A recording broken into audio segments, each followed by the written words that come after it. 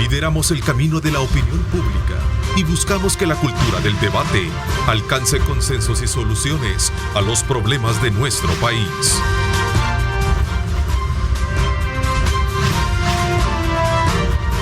Diálogo con Ernesto López, edición especial.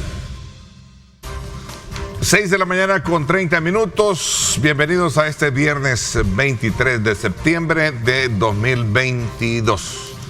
Agradecemos como siempre la presencia de ustedes y esa continua actitud de acompañarnos siempre desde muy tempranas horas de la mañana para informarse y por supuesto también para mantenerse atento acerca del análisis que tenemos acá en esta hora y media en nuestro programa.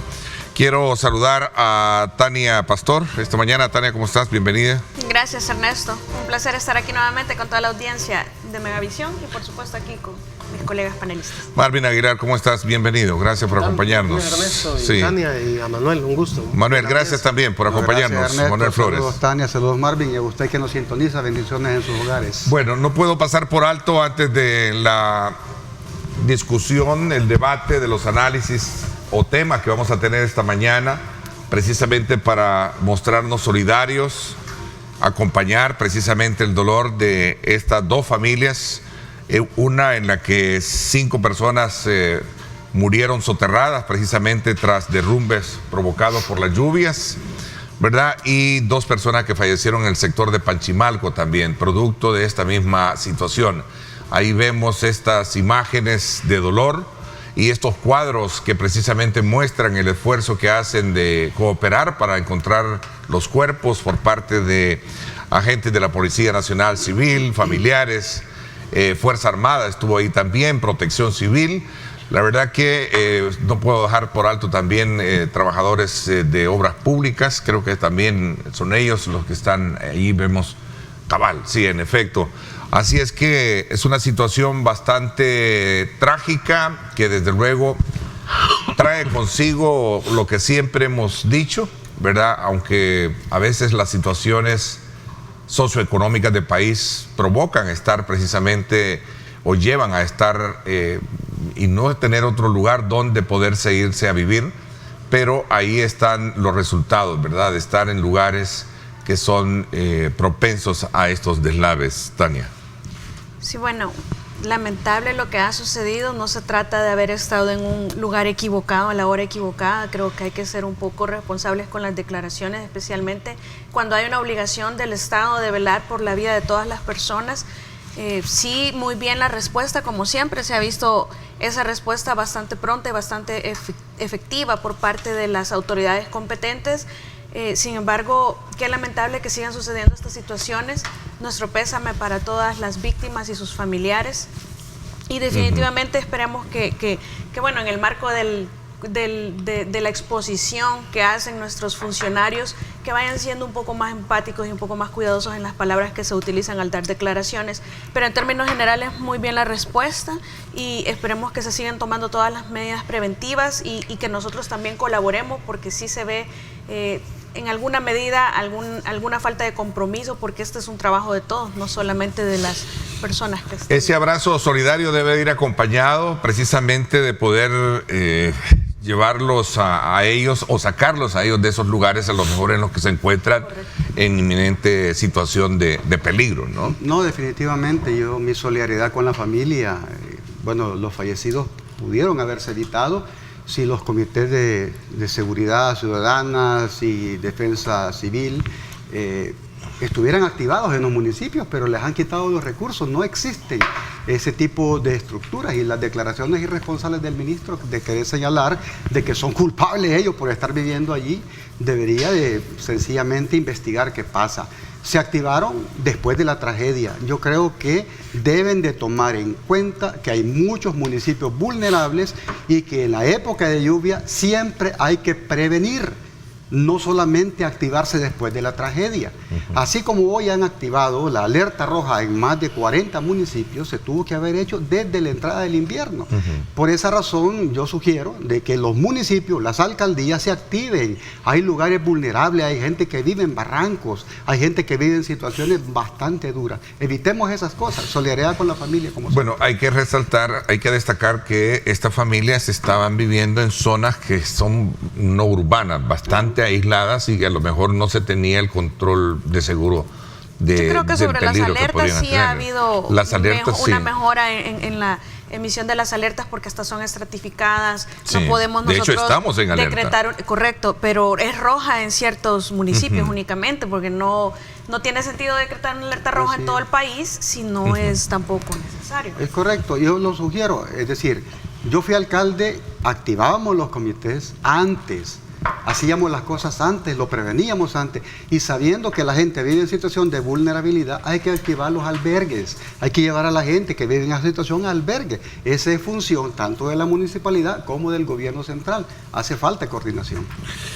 Marvin. Bueno, lo que deja claro esto, pues, es que el país es vulnerable, ¿no? Eso es lo que no es ninguna sorpresa para nosotros que venimos desde hace tiempo analizando la realidad del país. Ese es un problema que no se ha podido resolver. Es más, un país independiente, a propósito de septiembre, debería de tener esa capacidad de poder auxiliar a su gente en situaciones de emergencia como las que va a vivir el país este año y todos los años. Eso lo vemos todos los años. Ya por eso quizás la gente está inmunizada a esta clase de tragedias, porque lo vemos todos los años. Sí, es responsabilidad en un primer momento de las alcaldías municipales, así lo establece la ley, de levantar una especie de censo de lugares de mayor riesgo.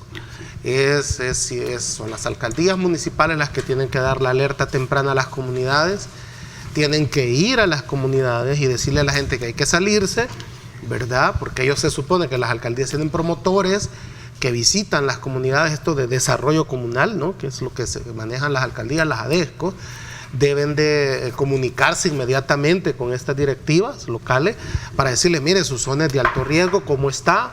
Dígale a la gente que pueden irse a las escuelas, ¿verdad? En un primer paso, y luego tratar de evitar que pasen estos, ¿verdad?, tragedias. Sí. Ahora bien, es que en la cuestión de los derrumbes, si tú le das seguimiento a la comunidad, podés estar, la misma gente que vive ahí sabe que la tierra, digamos, se mueve, claro, que la tierra, o sea, la gente que está ahí es lo vulnerable. sabe. Entonces te dice, mire, aquí puede pasar, lo que pasa que...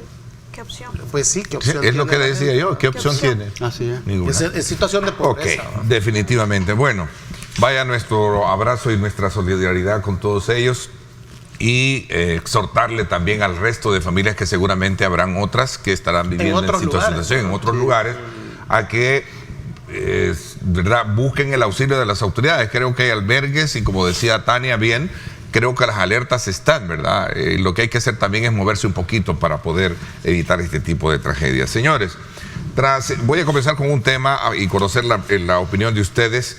Tras el anuncio y la noticia que ya corre por el mundo sobre la decisión del presidente Nayib Bukele de poder participar en una reelección presidencial, un grupo de expresidentes, creo que fueron 21, y de 11 países de Iberoamérica, han condenado este intento de reelegirse, a lo que el presidente dijo, pues es una carta firmada por corruptos, saqueadores y algunos de ellos hasta asesinos, todos odiados por sus pueblos. Me preocuparía mucho si recibiera su apoyo. Gracias a Dios no es así.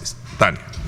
Yo no conozco el antecedente de todos los expresidentes que firmaron esa carta como para secundar una afirmación de esa naturaleza. No me cabe duda que en el mundo es generalizado el tema de la corrupción que sabemos al final del día son los que generan más muertes que la misma delincuencia en cualquier país, y que en consecuencia podría haber realmente asesinos en cuanto a expresidentes en otras naciones, pero no nos consta, o por lo menos a mí no me consta. Lo que sí es cierto es que se han escuchado muchas manifestaciones tratando de justificar a veces lo injustificable, pensarán algunas personas, otras lo contrario. Lo cierto es que hay una oposición u oposiciones con mucho poder económico detrás, que están manejando, yo creo que ha sido muy evidente actualmente en los medios de comunicación internacional, exactamente lo que sucedía en El Salvador o lo que sucedió en El Salvador, que estábamos únicamente con 2 periódicos o 3 de circulación nacional a través de los cuales digeríamos absolutamente toda la realidad del país, igual que con los medios de comunicación. Entonces ahora como que se ha cooptado, pero a nivel internacional, porque ese es el poder del dinero. Al final del día, eso es lo que ha pasado con las opiniones que han sido bastante seleccionadas en el sentido de estar en contra incluso de precedentes y antecedentes que existen en el país, negándolos como con justificaciones incluso a veces bastante ofensivas. Es como decir, aquella sala del 2009 era inconstitucional, pero un poquito. Esta ahora es inconstitucional, pero un montón. Miren, si vamos a decir que es inconstitucional la sala actual porque tiene un vicio de origen, porque lo tiene, lo hemos cuestionado en este panel bastantes veces, que la destitución violó la garantía de audiencia, pero eso es la destitución.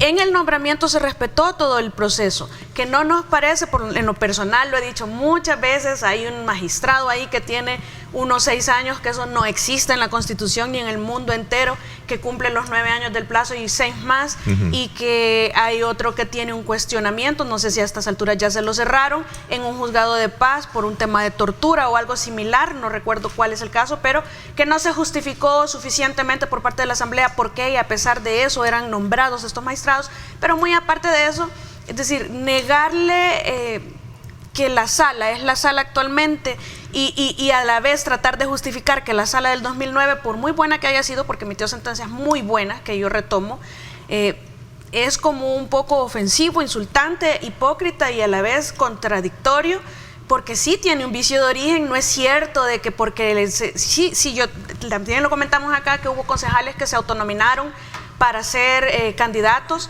y que al ser eliminados había que llenar esos cupos, es cierto, pero miren, por ejemplo, hay un magistrado que todos sabemos que en la elección de abogados quedó allá por el puesto 30 y tanto, antes que el 30 y tanto, y para llenar ese cupo que quedaba vacío, habían como 15 adelante. Entonces no vengan a decir que es que un poquito inconstitucional y ahora inconstitucional es inconstitucional. Entonces hay también bastantes interpretaciones. Unos dicen que el artículo 152 es claro, otros dicen que el 88 es la base.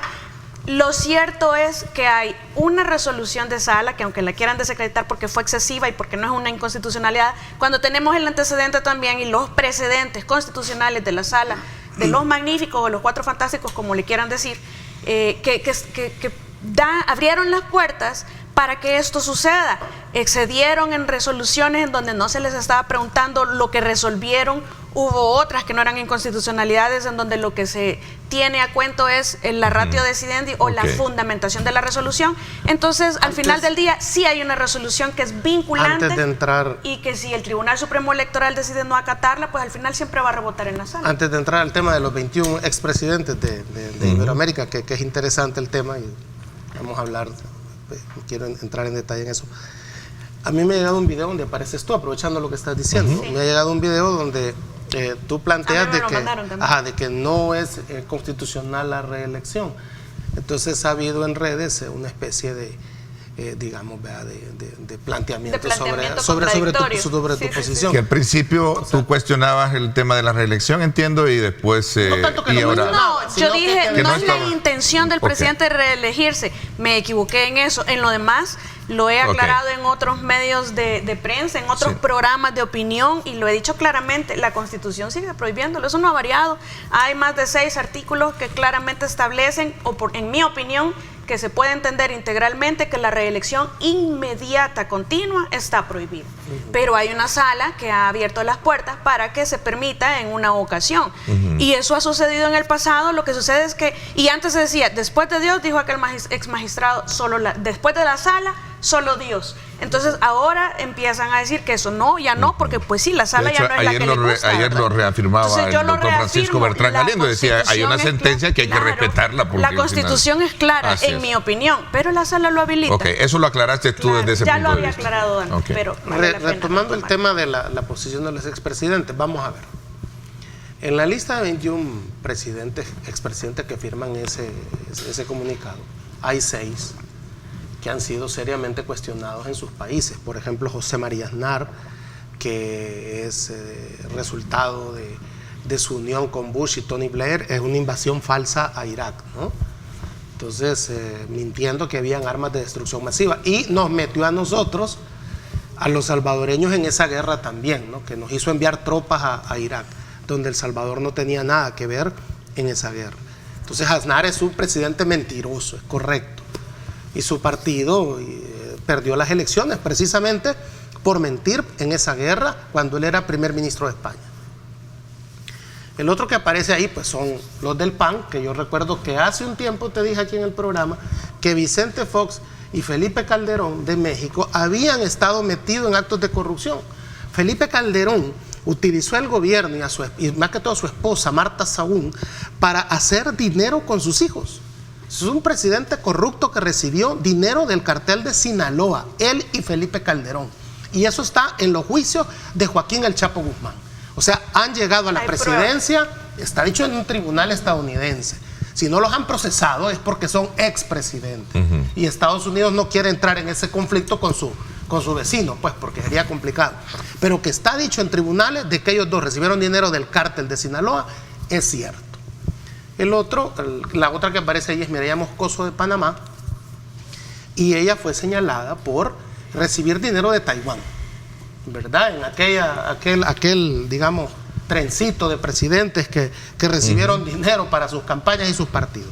El otro es Pérez Valladares de Panamá, que también su partido es como la versión de Arena allá en Panamá, y su gobierno plagado de corrupción, el mismo partido desprestigiado en Panamá por situaciones de corrupción. Y por esa razón fue que el presidente en su momento dice en la carta, los llama firmada por corruptos, saqueadores y algunos de ellos hasta asesinos. El otro es Miguel Ángel Rodríguez de Costa Rica, que también estuvo metido en el tema de Taiwán. Vale. Entonces, de ahí los otros, pues yo no les he encontrado más allá, 6 de 21, no les he encontrado más allá de, digamos, de errores políticos graves que cualquier presidente los ha tenido.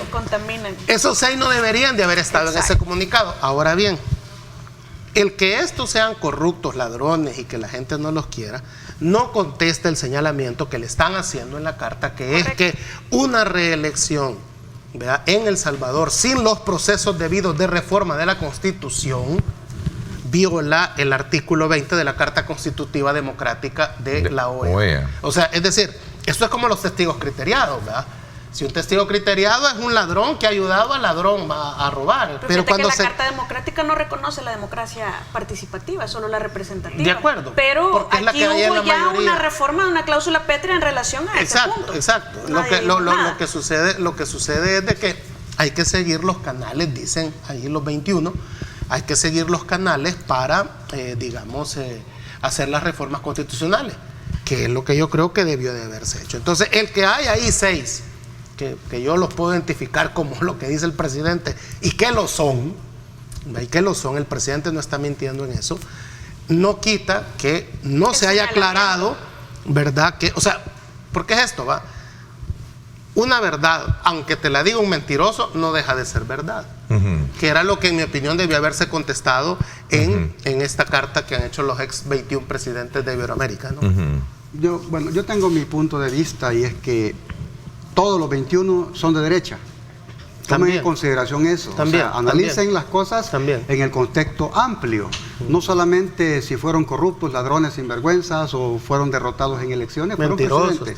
Representan de una u otra manera a poderes fácticos poderosos en el mundo, a transnacionales, representan grandes empresas. Eso es así.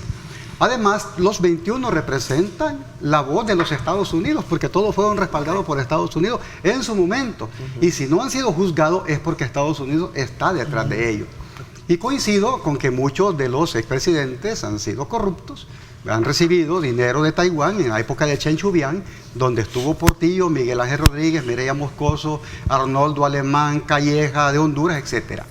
Pero eso también es un elemento que debemos analizar, de que están hablando de un proceso ilegal que se quiere postular una reelección. Dejemos de lado el tema legal, dejemos de lado el tema jurídico, sino que el tema moral. El tema moral va más allá de la misma decencia cuando tú dijiste no voy a reelegirme. Es ilegal una reelección. Y además te acompaña un vicepresidente que te dijo antes, es ilegal y con mi vida, con mi moral, con mis principios voy a defenderlo porque es ilegal. Y que ahora te salgan con lo contrario, eso es ser mentiroso y falaz. Y precisamente esas son las cosas que vamos a analizar. ¿Puede la sala decir, puede participar un artículo? Pero los demás dicen no, ni un día más después del 1 de junio, ni un solo día más después del 1 de junio. Ese tema quiero que analicemos en ese contexto.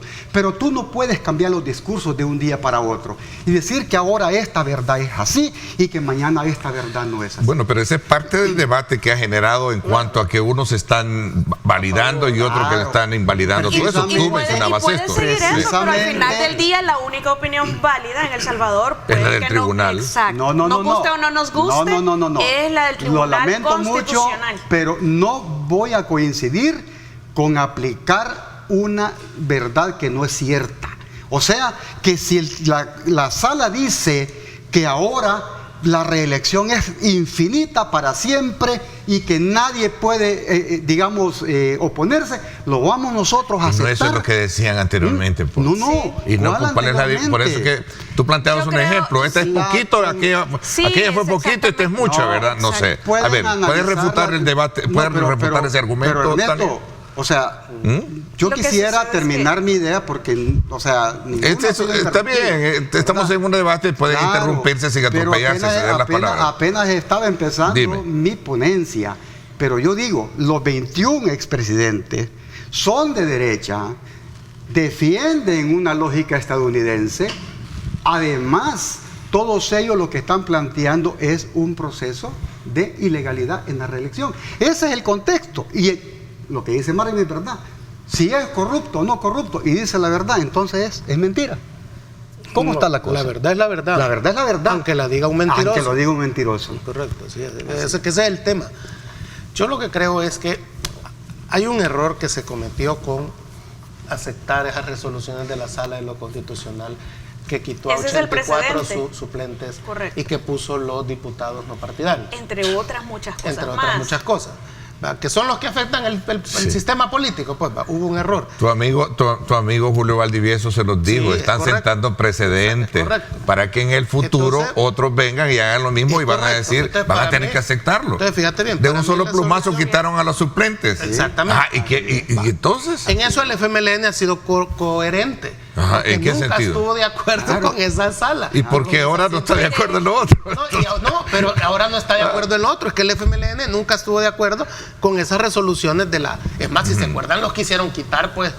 Yo no sé si tú eras diputado en ese momento del 743, ¿verdad? Pero el decreto 743 yo creo que es de los decretos más vergonzantes que tenemos en la historia del país. Pues sí, pero el FMLN es coherente. O sea, Manuel está siendo coherente.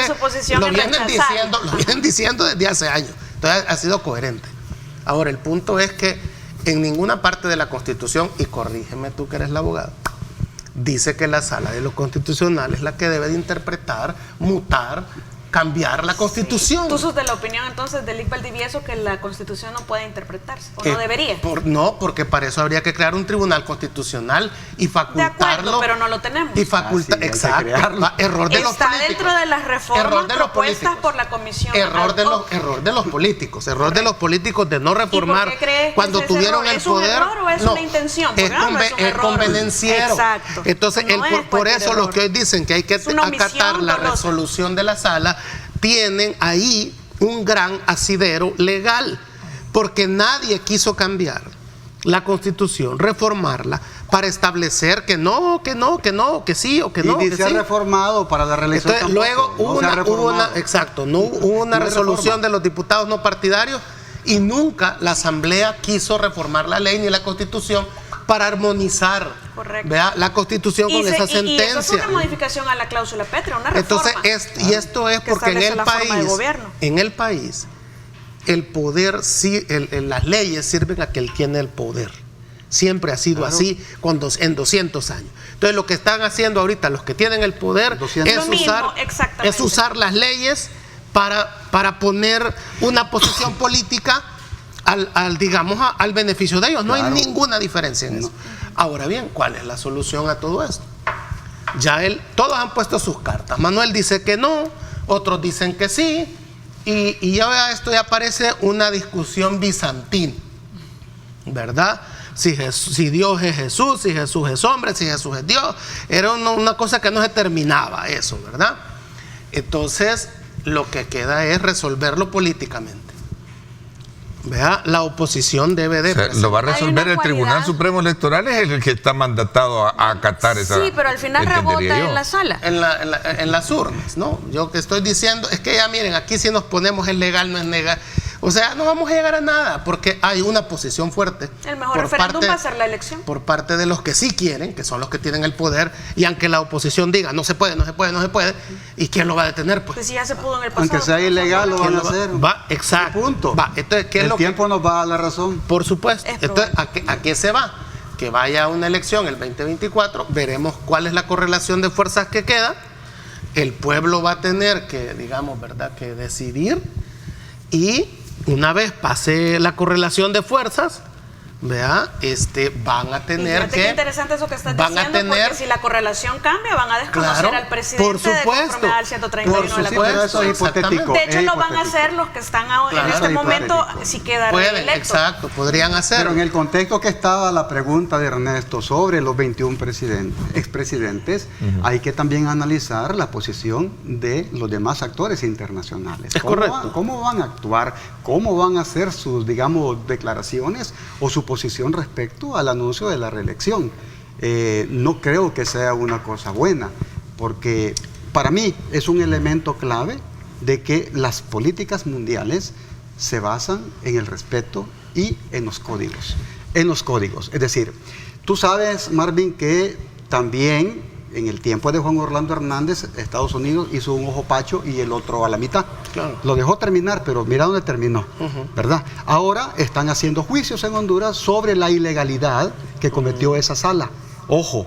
Y hay una ley, en Honduras, ojo, que la Asamblea Nueva ha aprobado una ley, fíjate, para revisar las violaciones a la Constitución que se hicieron en 12 años. El segundo que bailó el carbonero en Honduras fue el jefe de la policía. El jefe de la policía, 40 muertos, ¿verdad? 40 muertos. Bailó el carbonero después de Juan Orlando y después sigue una filita. Esas cosas hay que tener cuidado, porque no solamente es la pretensión personal o que yo tengo la razón, tengo el poder y si no sé lo que yo te digo te quito, porque eso es lo que está ocurriendo. Hay mucha cobardía en abogados, mucha cobardía. Algunos guardan silencio y otros antes opinaban una cosa, hoy opinan otra. Esa es la realidad. Hay que tener valentía porque el tiempo avanza, pero la moral hay que mantenerla siempre firme. Bueno, voy a hacer una pausa. Gracias a todos y cada uno de ustedes por estar enviando sus comentarios, sus preguntas. Pero en términos de sopesar un planteamiento como el que hace este grupo de expresidentes en este foro, IDEA se llama el foro, creo. Lo que sucede es que internacionalmente, Ernesto, los únicos que están moviendo opinión son las oposiciones y los que están pagados por ellas, porque no manejan un discurso completo, lo manejan selectivamente bajo la premisa que la sala es inconstitucional y que la resolución no surte efecto, pero eso es como negarle la legalidad a la sala anterior y a todas sus y a muchas de sus resoluciones. Es decir, tan legal es esta como la anterior o ilegal como la anterior. Es decir, al final del día, a ver, cuando se atrevan a verificar o a estudiar, a analizar, a condenar si esta sala es constitucional, si la remoción de los anteriores, que evidentemente sí lo fue, entonces tienen que entrar también hacia atrás. Y yo creo que nos quedaríamos sin funcionarios porque en el pasado, en los 30 años del FMLN y de Arena, contados en una mano y quizás van a sobrar hasta dedos los funcionarios que se nombraron conforme la jurisprudencia, la ley y la Constitución. Lo que sucede es que hay más de lo mismo. Seguimos un poco el debate más adelante, por eso, que más porque de lo mismo que iba a ser esto diferente. se da en el contexto en el que el presidente llega a Naciones Unidas y habla precisamente de todo lo bueno que se ha hecho en el país, sostuvo que lo que se está haciendo está funcionando por primera vez. Y hablaba precisamente del tema de la seguridad, ¿verdad? Hablaba de aspectos que tienen que ver también con otros que ya vamos a debatir a lo largo de lo que podría ser este análisis de este día viernes. Voy a la pausa, gracias por estar con nosotros, 6:59, ahora 7 de la mañana en punto.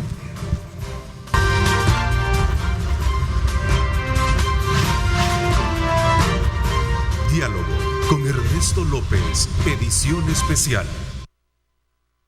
Continuamos. A ver, nos habíamos quedado un poco, te había dejado la palabra a ti, pero abro el debate para ver los alcances que puede tener este tipo de posturas que hacen en esta declaración sobre la prohibición de la reelección, como se ha sí, pero es que mencionado. en realidad esa es la postura internacional, porque es manejada por las mismas personas que manejan todas las organizaciones no gubernamentales o incluso son las mismas exactamente que están en el Instituto Iberoamericano de Derecho Constitucional, sección El Salvador.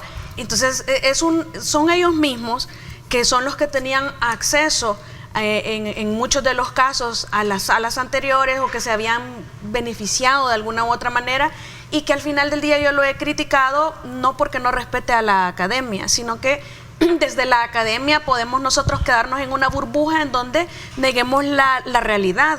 Por otra parte, podemos estar no solamente atendiendo no podemos estar solamente en la realidad negando la academia.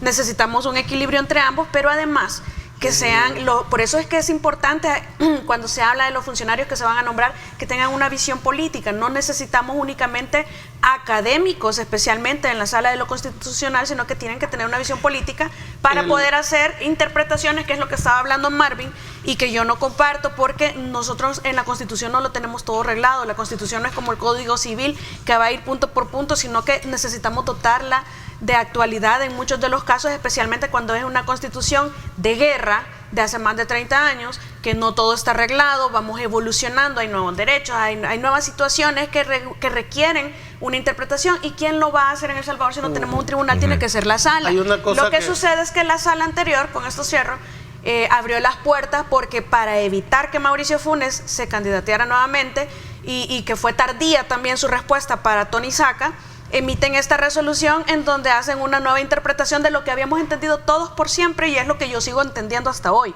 La alternabilidad se refiere un periodo sí, un periodo no, un periodo sí, 5 años, pero ellos inventaron 10 por eso, entonces manipularon la ley porque era en la sala, porque después de la sala solo Dios, entonces ahora no les gusta cuando el boomerang les regresa. Hay algo que digamos que debe de considerarse, por ejemplo, hoy que se ha abierto la candidatura del presidente Bukele, y es que la comunidad internacional deja en entrever en esa nota de los 21 expresidentes, que es algo que hay que considerar, porque ya sucedió una vez en El Salvador. O sea, no estoy yo siendo pájaro de mal agüero. Ya pasó en El Salvador una vez que Centroamérica y Estados Unidos no reconoció al presidente salvadoreño, ¿no?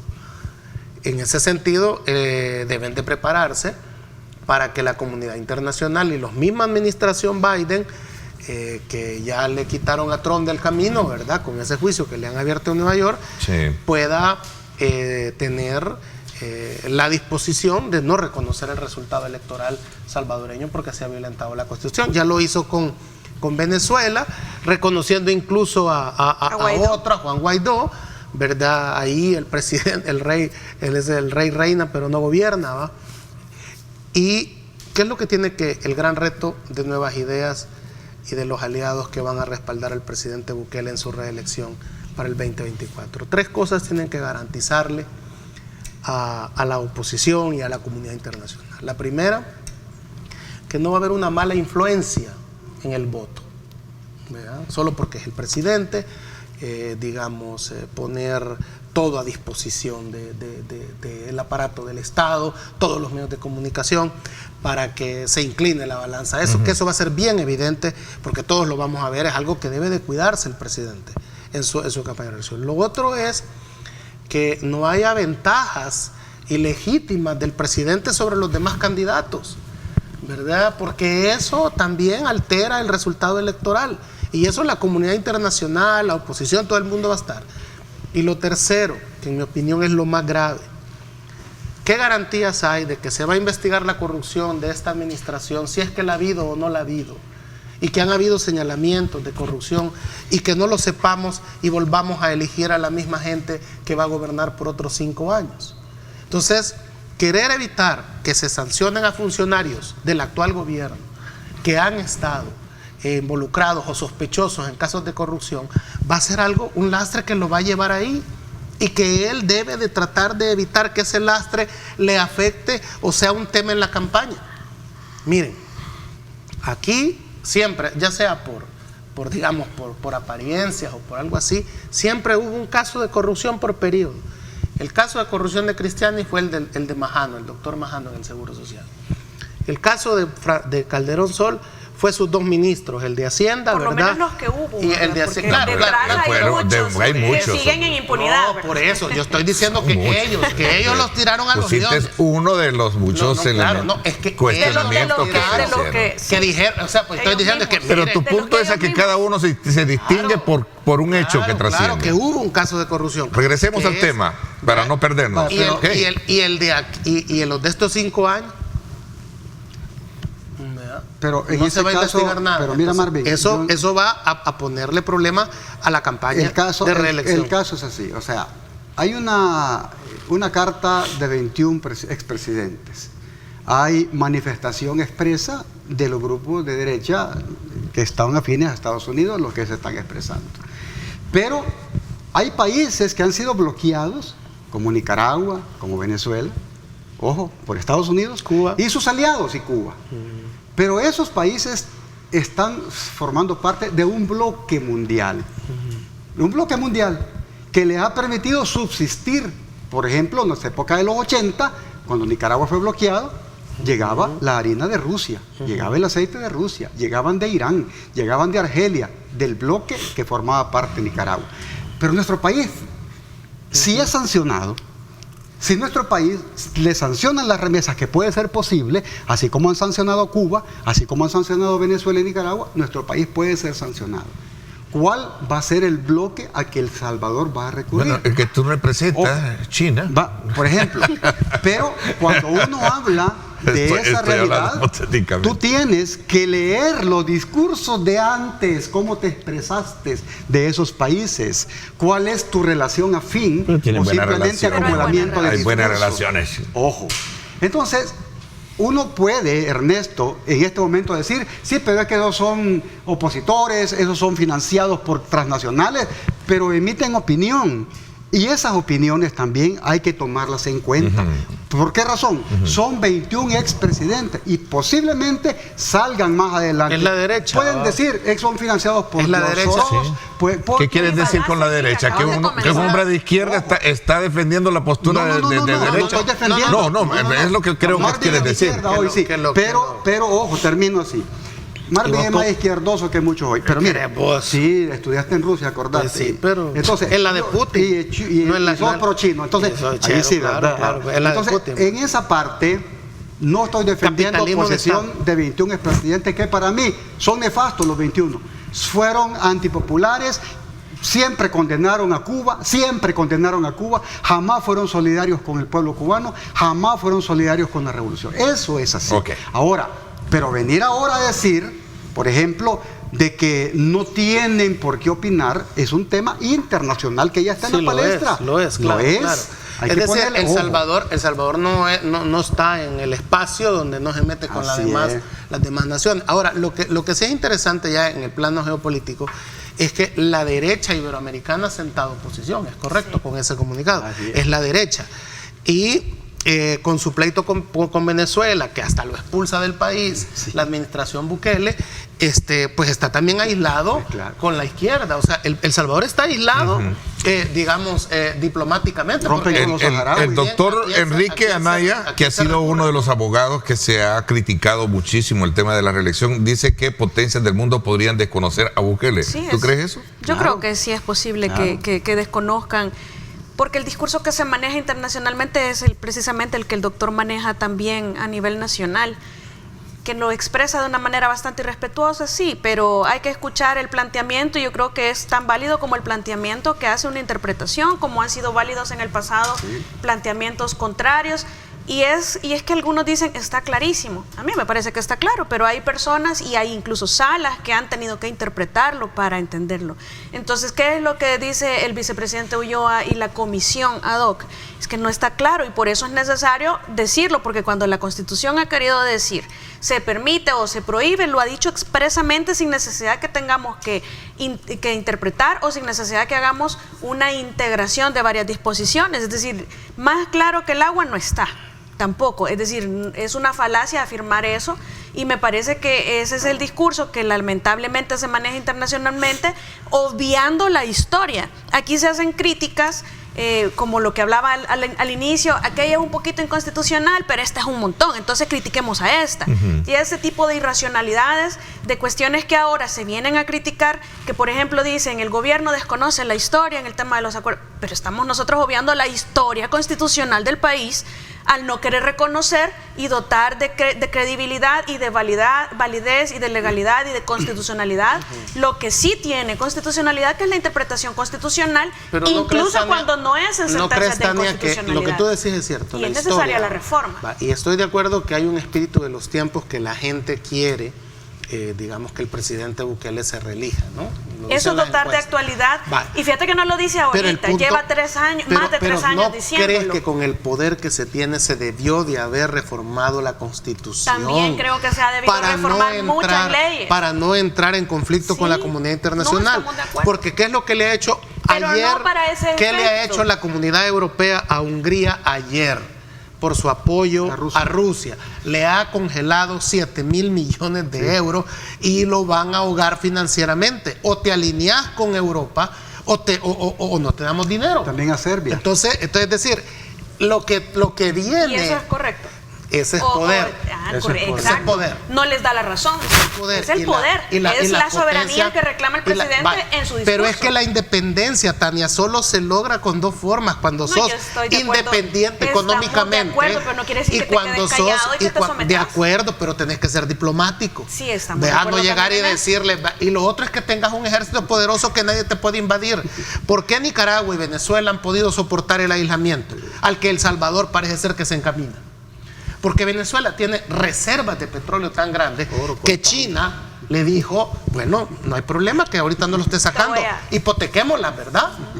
Por eso aguantó Venezuela. Sí. Y con lo que ha pasado ahorita, Venezuela está teniendo reactivación económica, un crecimiento bastante alto. ¿Y por qué Nicaragua pudo soportar el aislamiento? Porque ellos producen lo que se comen. Y precisamente, Marvin, nosotros no tenemos nada, ni siquiera el aparato productivo agrícola se ha comenzado a reactivar. ¿Cómo condenaban a Venezuela muchos países? Lo condenaban cuando estaba sufriendo la situación económica crítica. Pero hoy que está creciendo 10.2, hoy que ha recuperado la segunda mayor infraestructura productiva fuera de Venezuela, que está en Colombia, ahora que está a punto de recuperar Citgo en Texas, ahora que está creciendo fuertemente, muchos presidentes actuales que antes hablaban en contra, hoy están hablando a favor de Venezuela y de quitar el bloqueo. Sí. ¿Por qué razón? Hoy es el presidente Maduro, sencillamente, ya no es el dictador. No es el dictador, sencillamente porque Venezuela tiene las reservas más grandes de petróleo, coltán, oro. Es decir, estamos hablando de un país potencialmente fuerte. Claro. Ahora, ¿qué significa lo que está pasando en Europa? Europa es una potencia como tal, como bloque. Están sancionando a Hungría y a Serbia porque están pidiendo que se le compre petróleo y gas a Rusia por lo barato y por los suministros rápidos. Pero ¿qué pasa con nuestro país? Y ahí sí coincido. ¿Qué tenemos nosotros como potencia? ¿Qué tenemos nosotros para discutir en el orden internacional? Claro. No tenemos nada. Ahora, ir más allá antes de la pausa. Yo estoy de acuerdo, si me lo preguntás. Pero para eso se va a necesitar mucha inteligencia política. ¿Qué? ¿Nos vamos a desalinear con Estados Unidos? ¿Y nos vamos a alinear con China y con Rusia? Yo no le veo ningún problema, me imagino que vos tampoco, ¿va? Pero para negociar con China, para negociar con Rusia, necesitas inteligencia política, saber qué vas a hacer y tener en cuenta que te vas a distanciar de Estados Unidos. ¿Se puede hacer eso en El Salvador? No, imposible. ¿Se puede hacer? Va. Entonces, es que esas son las opciones, esos son los 2 bloques. Hay que conocer la geopolítica, cómo se maneja desde hace 100 años. Entonces, y cómo están conformados los bloques. Un nuevo gobierno, mira, Ernesto, un nuevo gobierno, yo sé que a ti decís que no hay que personalizar, pero un nuevo gobierno del presidente Bukele debe de revisar el manejo de la diplomacia, de la política exterior. y también debe de revisar el tema agrícola. Lo que sucede es que según la opinión de algunos, esa diplomacia implica reconocer inconstitucionalidad de la posibilidad, de su candidatura nada más, y de muchos otros temas que es absurdo que renunciemos a nuestra soberanía solo por seguir en la misma línea que hemos estado en el pasado sometidos. No, fíjate que en eso te voy a poner un ejemplo. El Salvador rompe con la República Saharaui a 6 días de la toma de posesión, desconociendo qué significa la República Saharaui. Es un país que está en proceso de descolonización, pero que es la representante latinoamericana en África. Es la que tiene el respaldo de Argelia, Sudáfrica, Nigeria, que son los poderosos. ¿Qué significa? Cuba establece relaciones con Marruecos, pero le dijo, pero no está en juego la República Saharaui nunca. Eso se llama diplomacia y elegancia. Claro, es correcto. Pero ¿qué pasa hoy? Y termino la idea. ¿Qué pasa ahora? Tú necesitas del apoyo de Argelia en este momento con el tema del gas y del petróleo. Por ejemplo, como le pasó a Enrique Bolaños Geyer, cuando pidió la condonación de la deuda con Libia. ¿Qué le dijeron? Hable con los hermanos saharauis, que de ellos depende este tipo de cosas. Rusia te puede poner. Voy a hacer una pausa cuando regresemos. Bueno, este tema también ha acarreado posturas dentro del sector privado que ha de alguna manera causado también aparentemente una división dentro del sector privado con relación al tema de la postura que asumen frente a la decisión del presidente de correr por una reelección. ¿Cuál es el análisis que tienen ustedes? Vamos a una pausa y regresamos con más, 7 con 18 minutos. Pausa y volvemos. No nos cambie.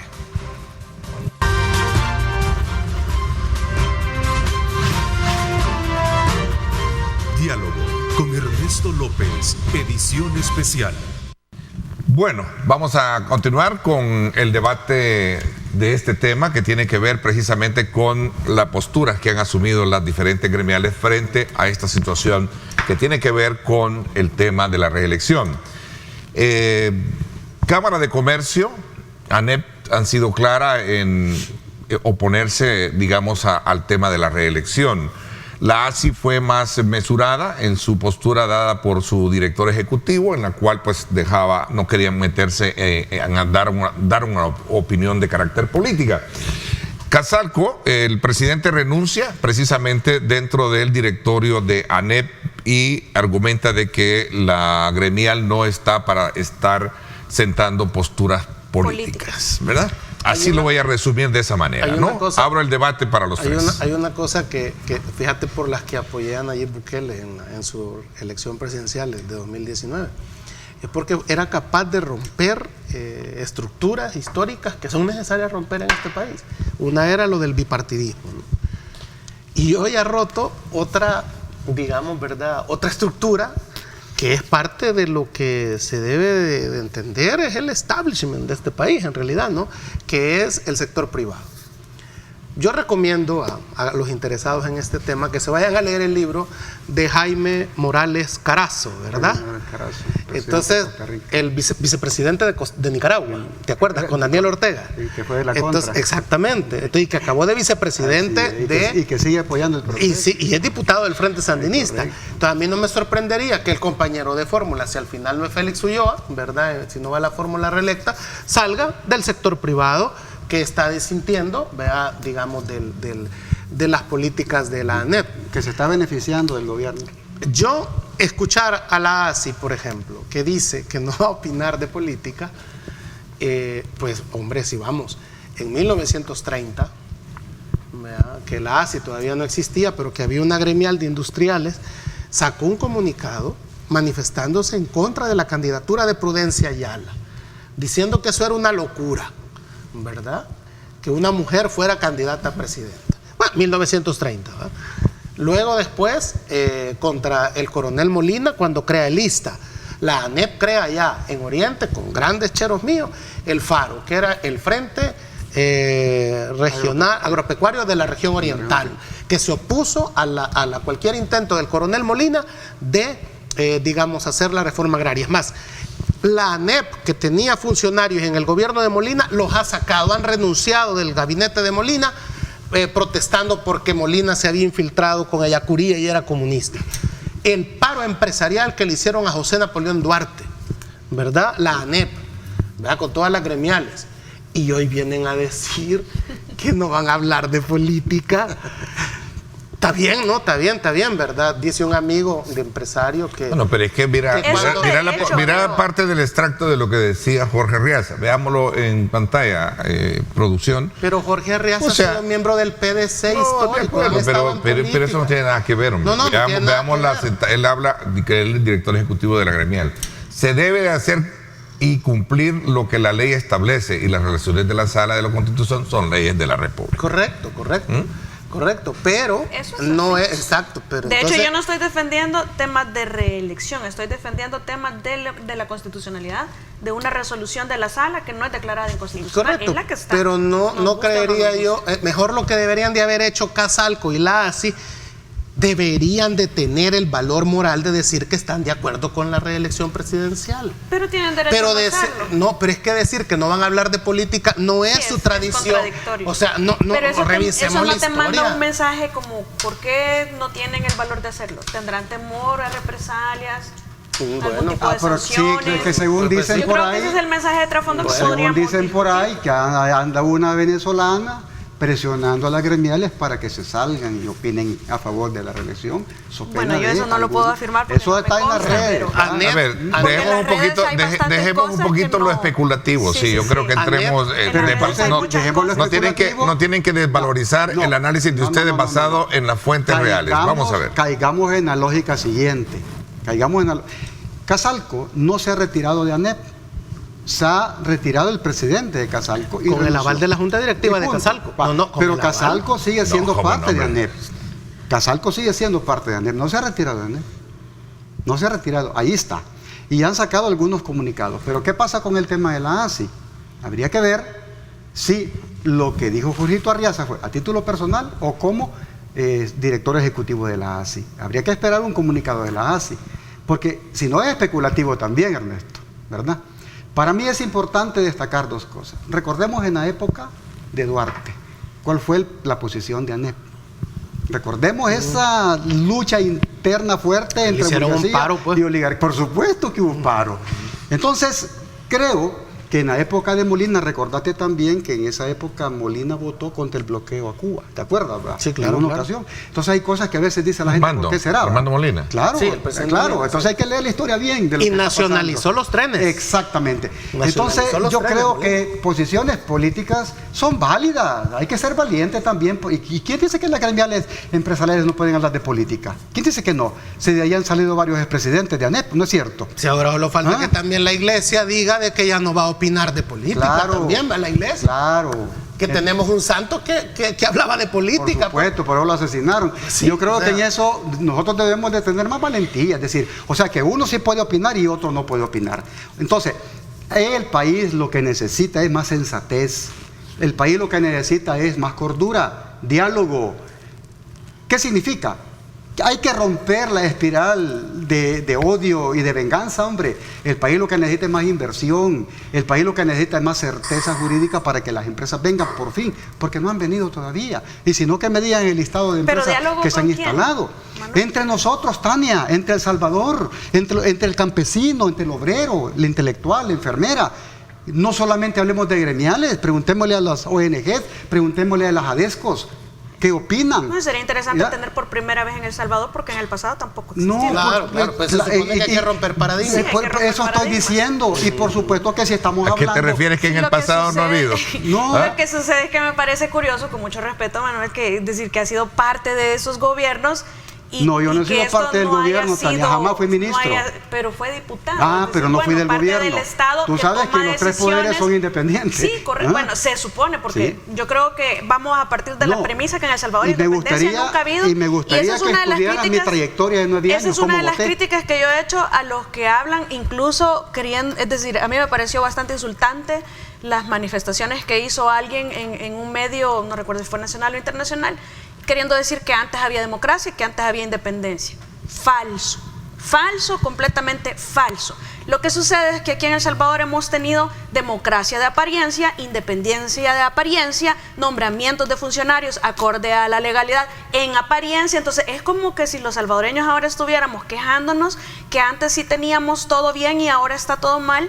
Y no quiere decir que lo de ahora esté bien, lo que sucede es que no podemos nosotros venir en ese contrasentido afirmando que está bien algo que es un fraude o que fue un fraude en el pasado, porque nosotros en El Salvador reconozcámoslo, de que vamos a decir los magistrados de las salas o del Tribunal Supremo Electoral o los concejales, es decir, nunca hemos tenido en El Salvador verdaderos nombramientos que se respeten y que cumplan cada requisito jurisprudencial y constitucional para estos funcionarios de segundo grado del Ordinal 19 del 131, jamás. Incluso en la actualidad ha mejorado, pero no se ha superado toda la deficiencia que ha existido.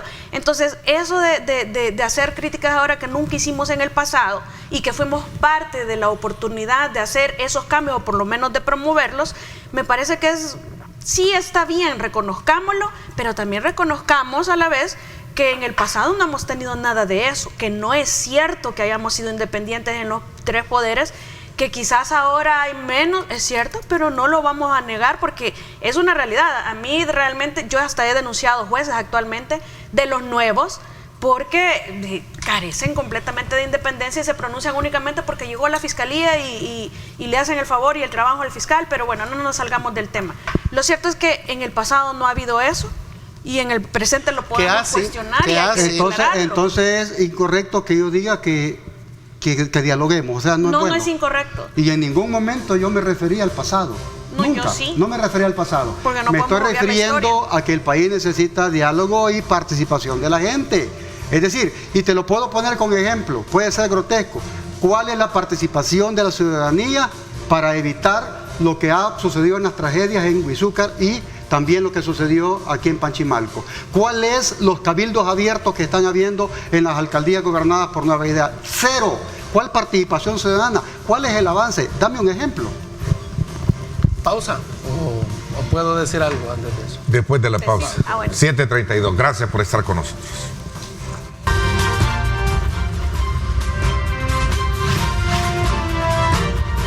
Diálogo con Ernesto López, edición especial.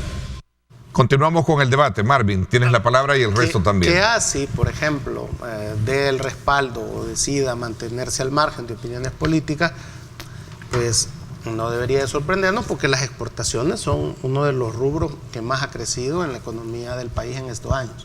Entonces me imagino que ellos están cuidando los intereses de sus agremiados y de sus empresas. Los empresarios del transporte. Que Casalco diga también que se va a mantener, se sale de ANET para no estar... No, el presidente sí, nada más. alineado. No, pues sí, pero Casalco como junta directiva no ha dicho nada tampoco, pues. No han puesto otro nuevo, ¿verdad? No han puesto otro nuevo a sustituir al presidente. Y en ese sentido, que Casalco diga también eso, que quiere más, es porque la construcción es otro de los rubros que son importantes en el país. ¿Ya? Estamos de acuerdo en eso. Eso puede ser, que tienen contratos con el gobierno. Eso puede ser entendible, digamos, a nivel empresarial. Pero entonces esto va a ser una especie como que cuando la marea baja, uno se fija quiénes son los que se están bañando desnudos. ¿Verdad? Ahí están los cascos de burro. Y quedan descubiertos. Porque, ¿qué va a pasar con la agricultura? ¿Qué va a pasar con el sector servicios? ¿Qué va a pasar con la...? O sea, es que tienen que comprender los empresarios que esto es un todo. ¿Verdad? No solo la industria va a sacar al país de la pobreza. Tal vez a ellos, ¿verdad? Les va a mantener sus ingresos, su nivel económico. Pero la industria solamente no va a sacar al país de la pobreza. ¿Y por qué la gente? Y esto es algo importante que hay que entenderlo. ¿Por qué la gente va a reelegir al presidente Bukele? Porque lo va a reelegir. Porque lo van a reelegir. Porque tienen el anhelo, la esperanza que nos va a sacar de la pobreza. Así es. Porque creen que el presidente tiene un plan económico, como ya abatió la delincuencia, tiene un plan económico que nos va a hacer que haya trabajo para nuestros hijos, para que no se tengan que ir de este país. Y otro que va a hacer que el salario que yo gano ahorita me alcance para llegar a fin de mes. Y una pensión digna para los que ya estemos listos para retirarnos en un momento determinado. El tema es económico. Si eso falla, este paso del amor al odio va a ser instantáneo. Porque la gente en la historia de este país ha reelegido a los presidentes que ha reelegido, siempre por la esperanza y el anhelo de una mejoría económica. Si eso no se logra, la factura electoral después va a ser desastrosa. Parte de la dinámica política. Claro. Sí, siempre ha sido, concuerdo con Marvin completamente, es nuestra historia y parece que decir, es inevitable, ¿verdad? La frustración o la decepción cuando no se da lo que uno espera, pues eso es lo que evidentemente puede pasar si no se cumplen con esas expectativas, si no se termina este periodo, por ejemplo, sin una ley de pensiones que garantice una pensión digna y que realmente sea sostenible en el tiempo la propuesta. Yo creo que eso va a ser uno de los temas fundamentales, no solamente el tema de las reformas constitucionales o que si llega una correlación de fuerzas diferente van a desconocer al presidente. Hay bastantes temas que van a influir no solamente en esta decisión en el 2024, sino que pensándolo todavía más adelante, especialmente en la del 2029, porque yo creo que la del 2024 está más que claro que van a reelegir al presidente Bukele y que además hay mucha probabilidad de que se mantenga la mayoría, incluso absoluta solitaria, quizás hasta para nuevas ideas, ya sin necesidad de ningún otro partido. Pienso que el escenario se ve bastante claro porque hay una continuidad y permanencia en el tiempo que no es de 1 año ni de 8 meses, sino que ya viene de más de 3 años hacia el presidente y hacia su gobierno. Entonces las expectativas son grandes y cuando las expectativas son grandes, las decepciones también pueden ser. Y claro, hay algo importante pero para contar, para finalizar. Dije, golpe de timón en política exterior, golpe de timón en agricultura. Y con lo que acabo de decir, golpe de timón en economía. Esos son los 3 temas que el presidente debe de atender para ayer. Y los puede atender porque ya tenemos seguridad. Sí, pero hay creo que por eso es que podemos fijarnos en otras cosas. Que no podemos ignorar, ¿verdad? De reforma la gente no come, ¿verdad? De propuestas de reelección la gente no come. La gente come con un buen salario y los precios bajos. Pero todo está caro y no lo pueden negar, aún aquellos que promueven la reelección de manera ilegal, porque la Constitución dice que es ilegal, pero Marvin dice algo cierto. Veamos cuáles son los puntos propuestos, cuál fue la oferta electoral, cuáles han sido las obras que nunca han iniciado, el tren, el aeropuerto, el viaducto de Los Chorros, y una cantidad de cosas que podemos seguir enumerando.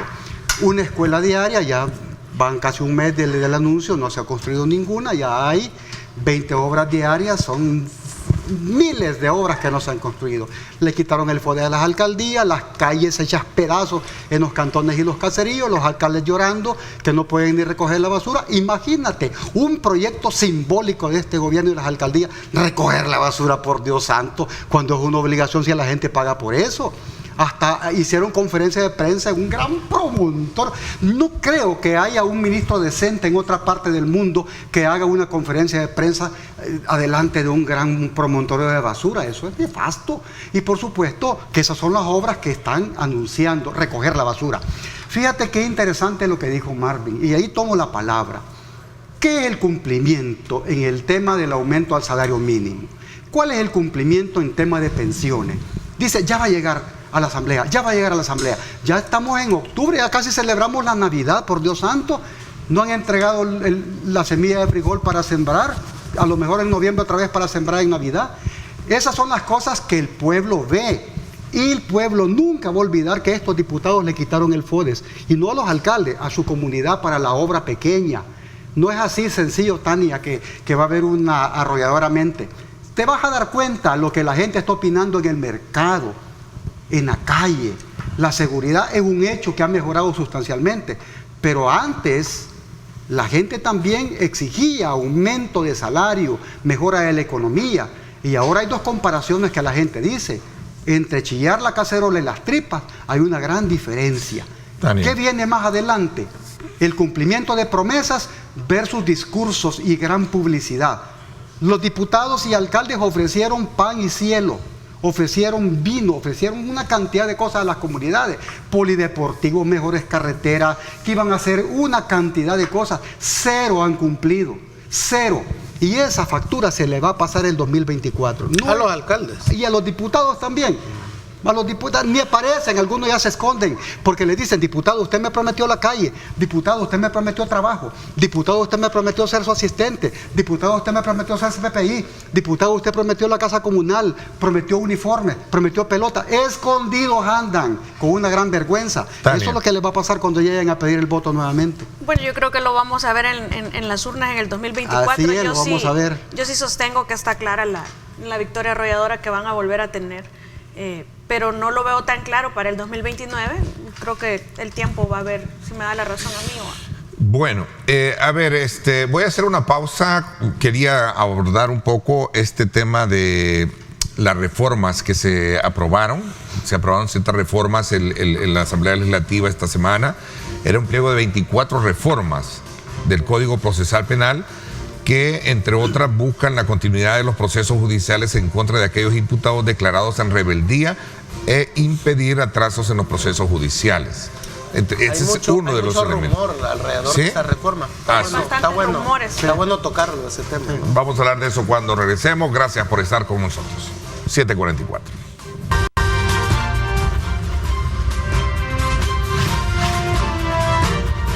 Diálogo con Ernesto López, edición especial. Bueno, gracias nuevamente por estar con nosotros. Hay una serie de reformas que se aprobaron esta semana en la Asamblea Legislativa y que ha despertado, como tú decís, Marvin, muchas inquietudes. Paralelo a ello, hay que reconocer, la Policía Nacional Civil reportó un duro golpe a las finanzas de grupos delictivos que ocupaban el transporte colectivo y otros negocios en el sector de Apopa, también en el marco del régimen de excepción. Marvin. Yo comentaba con Tania, por ejemplo, cuando hablábamos de esto de las reformas, sobre ciertos rumores que hay, que me gustaría compartirlos porque Tania nos puede aclarar bien eso, y es, por ejemplo, que se ha dado una orden a las telefónicas que guarden los memes que yo le comparto a Manuel o que te mando a ti, y que eso después puede ser usado, ¿verdad? Que estamos insultando a alguien, sí. Más el Manuel que sí. Como manda memes a cada rato. A las eminencias, ¿verdad? Entonces eso, aclarar cuál es el rol, Tania, que van a tener las telefónicas. Ahora, si el punto es que permitan y que lleven un control de los chips que cada quien compra, porque hay gente que no sé por qué tiene un montón de chips, de números de teléfono, que existe la broma cuando tenés varios números, como que si sos palabrero, porque los palabreros suelen tener ahí el montón de teléfonos para cometer sus crímenes. Eso está bien. Para hacer fraudes en las internas. Eso está bien. No sé, yo no sé de eso, así es que preguntarle a los que saben. Pero lo otro es tomar en cuenta las entrevistas de policías y fiscales, dicen, cuando te detienen, lo cual obviamente es muy peligroso. ¿Te acordás cuando valía la declaración del guardia que te capturaba, no? Entonces, o la confesión extrajudicial que era válida, prácticamente es eso, ¿no? Y que los procesos y detenciones estarán abiertos indefinidamente, y que el imputado podrá ser juzgado aunque no esté presente y aunque no tenga defensa, por ejemplo, ¿no? Que son como los rumores que se hablan de, digamos, de lo que se va a reformar, y esto asusta, pues obviamente con lógica a muchas personas. Pues. Aquí es donde recae la importancia y el deber que tenemos como ciudadanos de contrastar, porque a veces nosotros generamos leyendas urbanas y terminamos aterrorizados, porque también recordemos que estamos como en una permanente campaña electoral y la oposición a las oposiciones van a decir y hacer un montón de cosas, y los contrarios o los que están en el gobierno pues van a decir todo bueno y todo bien. Entonces hay que tener nuestra reserva y nuestra inteligencia para investigar, confrontar y concluir, y no creerle a todo mundo. Es decir, eso es importante, y lo digo porque esa fue de las primeras informaciones que a mí me llegó a mi WhatsApp. Me decían, ya no vamos a hablar por WhatsApp, y yo no hablo nunca nada malo, y si me quieren ver y vigilar, que lo hagan, porque no tengo contrato con nadie ni le debo nada a nadie. Yo lo que hablo aquí lo hablo en WhatsApp. Exacto, yo también, pero lo que sucede es que dicen las pantallas, en el término de las reformas a telecomunicaciones, yo no sé si circularon porque no las he visto. Sí, yo creo que eso Sin embargo, el ministro sí aclaró que se refiere a que cuando han solicitado información a las telefonías sobre los propietarios de ciertos chips, estas no tienen registro de muchos de los datos de las personas que son los titulares de estos chips, y esto entorpece las investigaciones. Si es en ese marco, yo creo que no tiene absolutamente nada que ver con eso, porque incluso aclaró que las mismas telefonías no tienen acceso a lo que nosotros estamos compartiendo a través de nuestras redes sociales o aplicaciones como WhatsApp, como Messenger, etcétera. Entonces, parece que solamente fue algo como para aterrorizar. Sin embargo, hace falta ver las reformas tal cual como se han redactado para poder opinar en concreto sobre ese punto. Sobre lo que dijiste, que van a haber procesos y detenciones abiertas indefinidamente, falso, parcialmente. Procesos, lo que varía es que sí van a estar, digamos, van a existir, aún en rebeldía se van a poder seguir hasta el final los procesos, pero no van a haber detenciones por siempre. Lo que he visto yo que hay es, en el marco del crimen organizado, únicamente detenciones, que ahora nosotros podemos pedir ampliaciones por 6 meses en el plazo de instrucción con la detención de las personas, pero que en el marco del crimen organizado, la LECAT, la de actos de terrorismo, va a poder ser o del crimen organizado, perdón, van a poder ser prorrogables 2 veces más. Es decir, están adicionando 1 año a la detención, pero no te dice que la detención va a ser indefinida.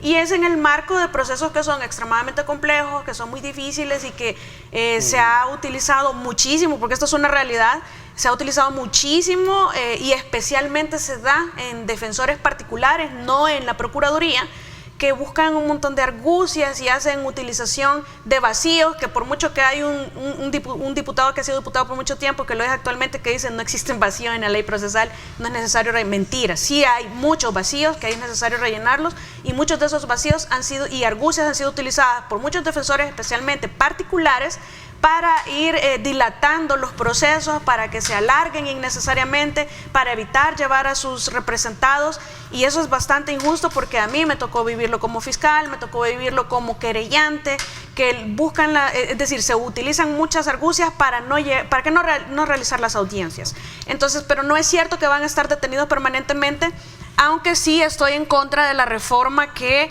aplica a que el juez, extra del régimen disciplinario que reconoce el Código Procesal Penal, pueda sancionar sin debido proceso a un defensor que considere que no justificó su incomparecencia. En primer lugar, solo la Corte puede imponer sanciones. En segundo lugar, el régimen disciplinario del mismo Código Procesal Penal establece un procedimiento que ahí se estaría vulnerando, y que esa sanción implicaría una pena anticipada para el profesional, que además estaría acarreando dificultades o violación de derechos a otros representados de este defensor que se ha suspendido en ese marco, o al mismo defensor que ya no va a poder trabajar ni sustentar a su familia, y es decir, demasiado temerario sin un debido proceso. Pero por lo demás no es cierto que las detenciones son eternas. Sí es cierto que ya en rebeldía se van a poder procesar. La declaración del policía. Eso no lo encontré en ninguna parte. Lo que sí encontré es que la denuncia de las víctimas en los casos en los que desaparecen va a constituir prueba documental, de manera que si esta ya no comparece al juicio, la declaración que dio en su denuncia, o la denuncia que hace en el documento, acta de denuncia, ahora es parte del elenco probatorio en calidad de prueba documental, porque antes las actas no lo eran. Ahí está una información que publica, creo que el diario El Mundo, con relación a ese tema. Dice, reformas para prófugos también se aplicará a casos de archivados.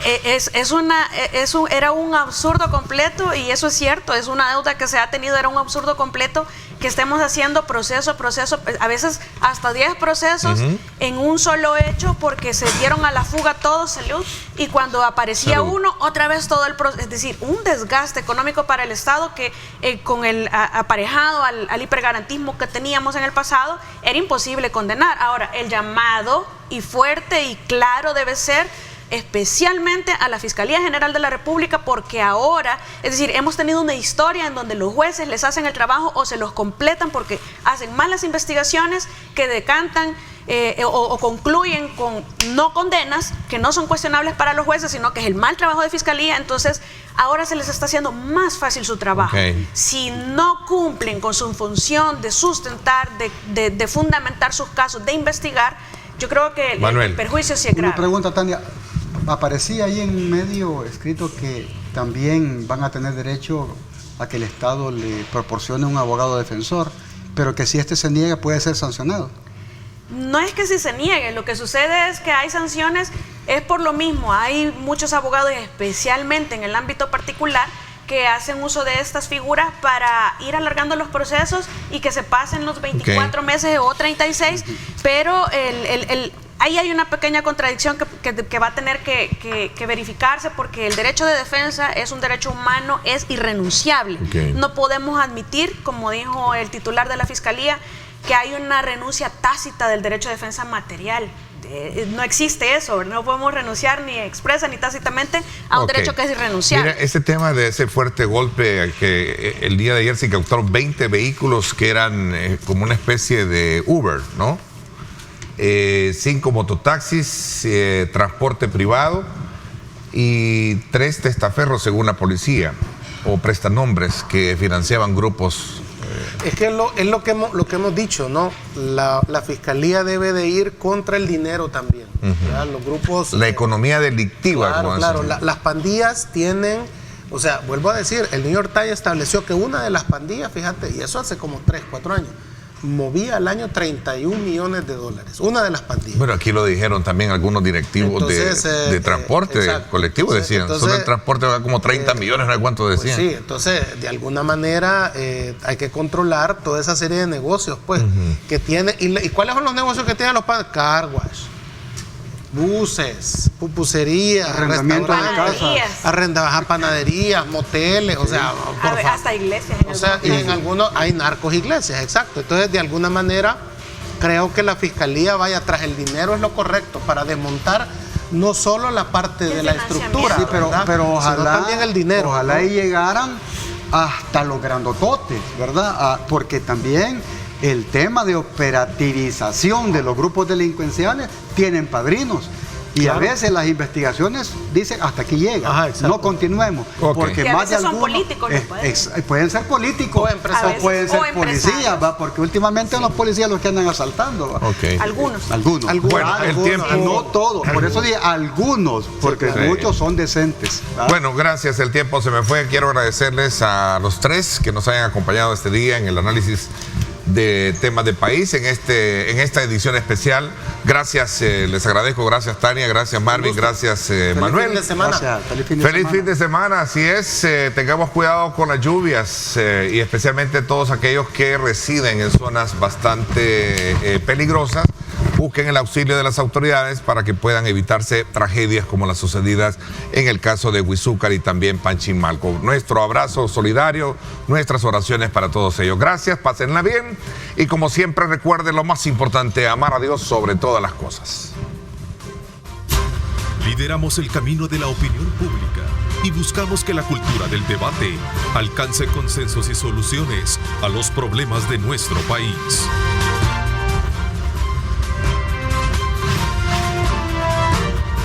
Diálogo con Ernesto López, edición especial.